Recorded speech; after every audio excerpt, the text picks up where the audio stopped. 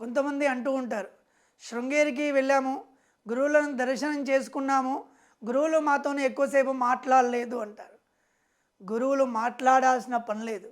గురువుల కరుణా దృష్టి మన పైన పడితేనే చాలు మన జీవితం ధన్యం అవుతుంది. గురువులకి మనం ఏదో చెప్పుకోవాలి, గురువుల యందు ఆజ్ఞ తీసుకోవాలి అని మన మానవ మాతృలకు అనిపిస్తూ ఉంటుంది. కానీ గురువుల సన్నిధిలోకి వెళ్ళి మనం మనస్ఫూర్తిగా ప్రార్థించుకొని మనకు బాధలు ఏవైనా ఉంటే అవన్నీ కూడా మనసులో చెప్పుకొని నమస్కారం చేసుకుంటే పరిపూర్ణమైన ఆశీర్వాదం కలుగుతుంది. మనకు కావలసిన జవాబు గురువులు మనకు మన మనస్సులో ప్రేరేపణ కల్పిస్తారు.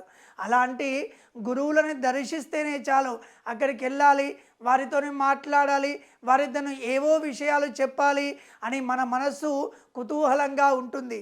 కానీ అవన్నీ ఏమీ లేకపోయినా గురువుల దర్శనమే చాలు, గురువుల యొక్క దృష్టి మనపైన పడితేనే చాలు మన జీవితం ధన్యం అవుతుంది.